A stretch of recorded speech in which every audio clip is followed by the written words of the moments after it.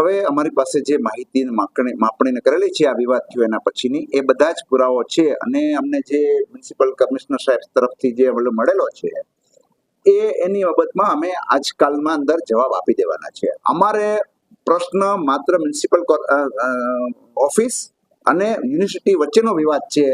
અમારે જે બાબત છે એ અમે મ્યુનિસિપાલિટીને જે પત્રના વહેલામાં વહેલો જવાબ આપી જ દેશું અને એના પછી જે જવાબ આવશે એના ઉપરથી અમે આગળ પર વિચાર કરશું.